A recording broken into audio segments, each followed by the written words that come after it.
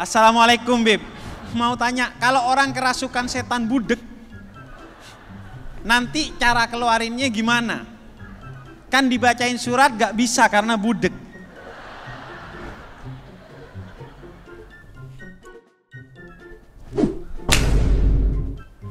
Jadi ceritanya gue surprise dan kaget ketika di event festival Hijriyah yang diselenggarakan Republika, di mana gue pengisi acaranya, tiba-tiba dapat pertanyaan-pertanyaan yang sudah lama saya tidak jawab, sudah tobat saya menjawabnya, yaitu pertanyaan-pertanyaan tersesat muncul lagi menghantui saya.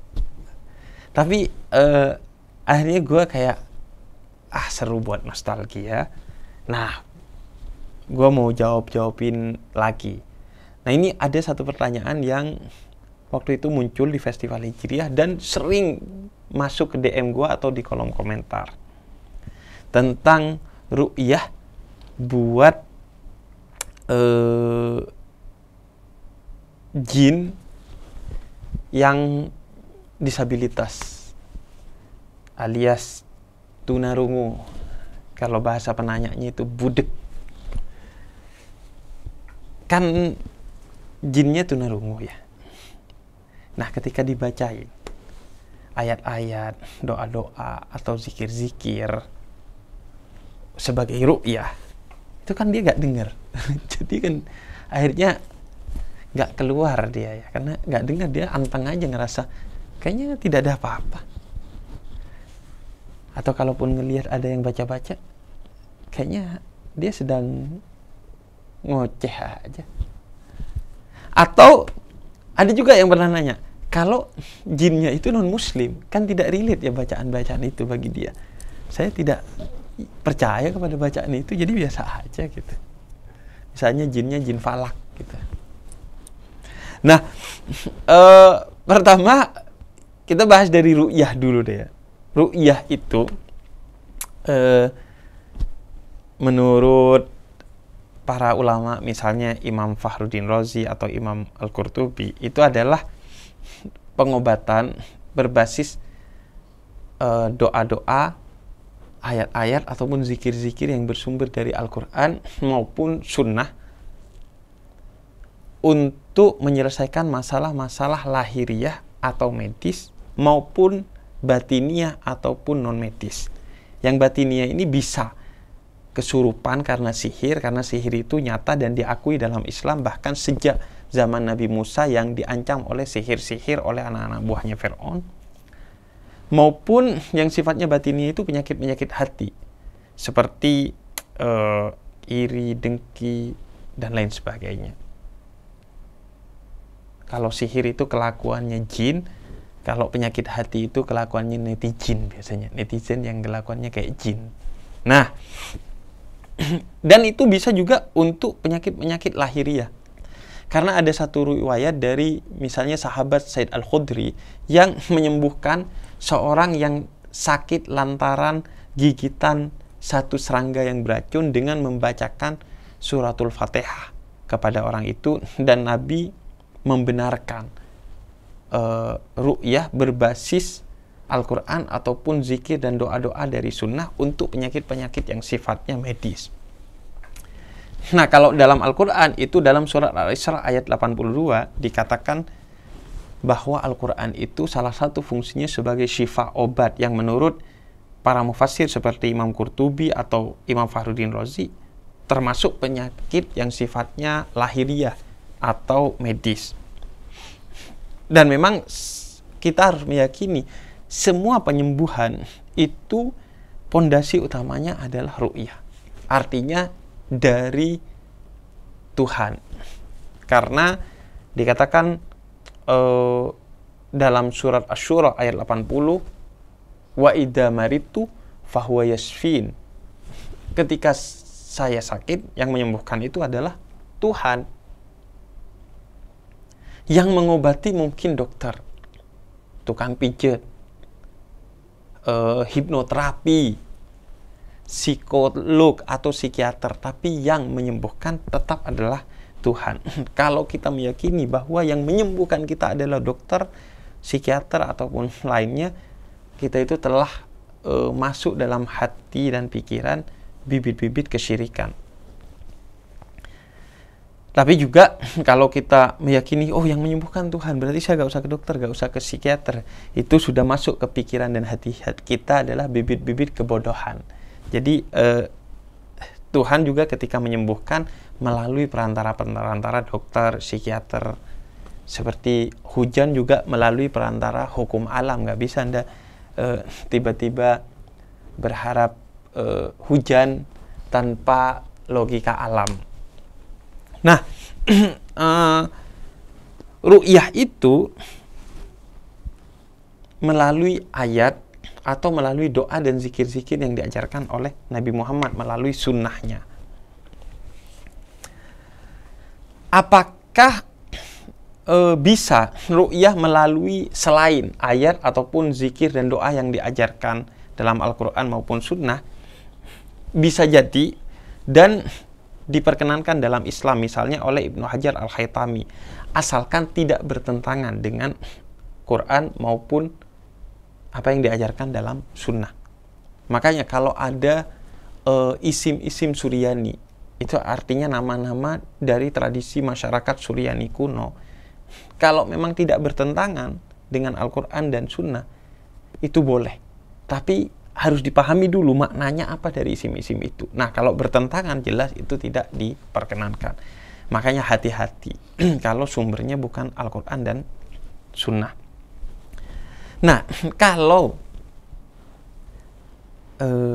jinnya budek atau non-muslim, gimana dong? Jadi pertama ya, itu kan yang namanya ru'yah, itu senjata yang diberikan oleh Tuhan dan Nabi Muhammad kepada kita umat Islam untuk menyelesaikan masalah-masalah sakit kita baik medis maupun non medis. Jadi mau itu relate atau tidak kepada dia, mau dia budek ataupun mendengar, tetap aja itu bisa mengusir mereka. Karena itu senjata kita untuk mereka. Bukan dalam perspektif mereka, tapi dalam perspektif kita. Mau mereka meyakini atau tidak, mau mereka muslim atau non-muslim, mau mereka mendengar atau tidak, ya itu pasti akan ampuh kepada mereka. Karena itu perspektifnya dari kita, senjata kita.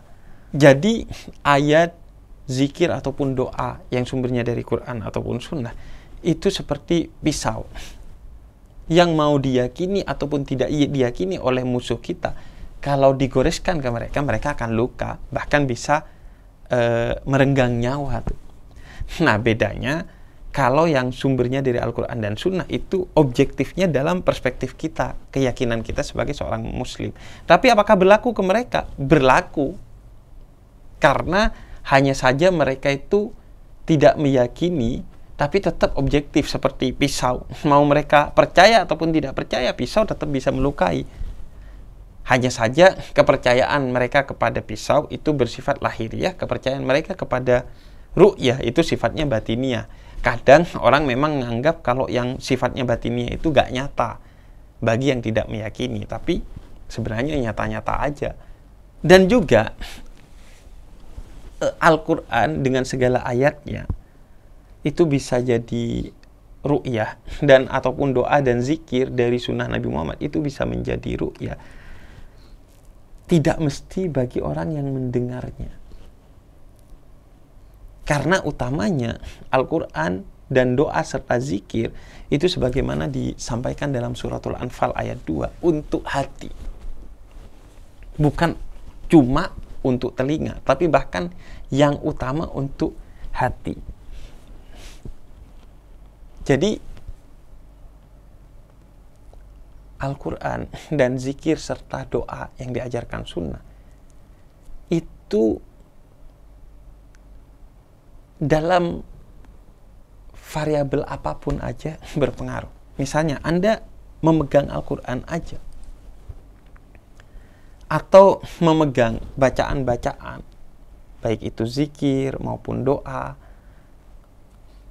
itu dipegang aja berpahala. Dibaca nambah pahalanya.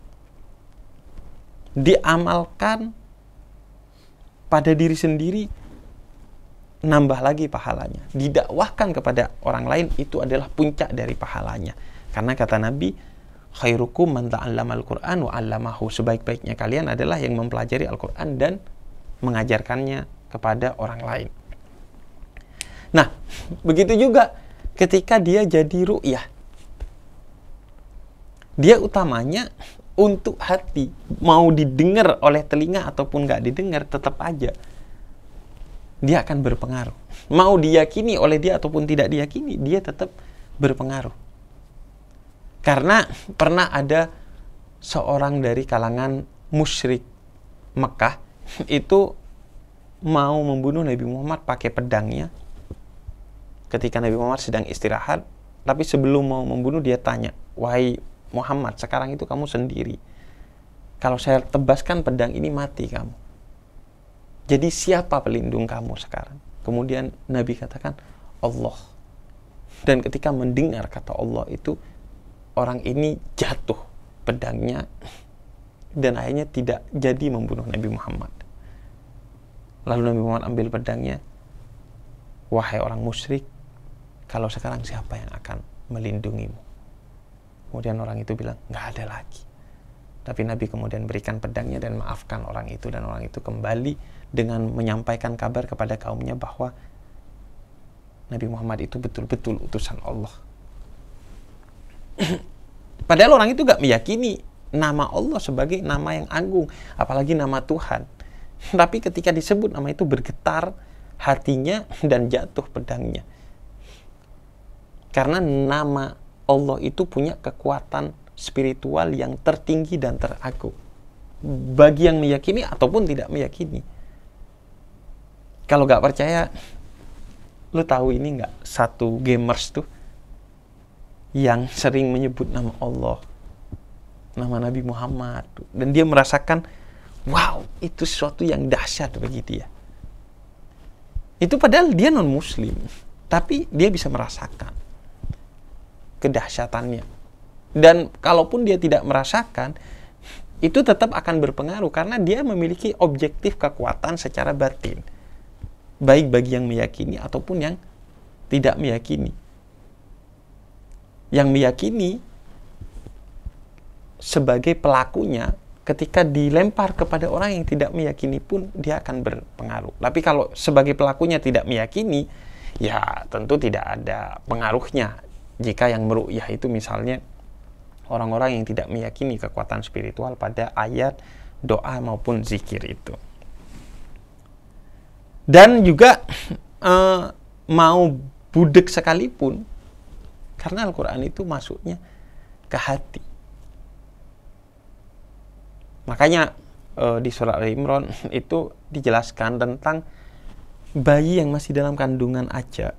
Itu kalau bisa dibacakan ayat-ayat Al-Quran. Karena walaupun mereka tidak mendengar secara fisik melalui telinganya, Al-Quran itu menjadi semacam frekuensi yang akan masuk kepada diri bayi itu melalui hatinya dan mempengaruhi segala sesuatu dari bayi itu. Dan karenanya juga, misalnya, kalau dalam keadaan darurat, secara hukum, Allah akan membantu kita melalui pintu-pintu yang tidak kita duga. Misalnya, orang yang tunawicara. Gimana syahadatnya? Ya dengan isyarat dan utamanya dengan hati. Kata Imam Nawawi mengutip pendapatnya Imam Syafi'i. Selama itu dipahami oleh orang, sehingga orang menyaksikan keislamannya, dan diucapkan oleh dia dengan hati yang tulus, maka selesai. Bahkan kalau sekedar diucapkan tapi tidak diyakini dengan hati, syahadatnya nggak berlaku. Atau kalau diucapkan hanya pakai hati, tidak pakai isyarat, orang nggak tahu tentang keislaman kita. Makanya perlu juga pakai bahasa isyarat. La yukallifullahu nafsan illa wus'aha. Intinya kata Al-Quran, pokoknya Allah nggak akan membebani kamu dengan sesuatu yang kamu nggak mampu. Nggak mampu syahadat pakai omongan, ya pakai isyarat. Nggak mampu pakai isyarat, ya pakai hati.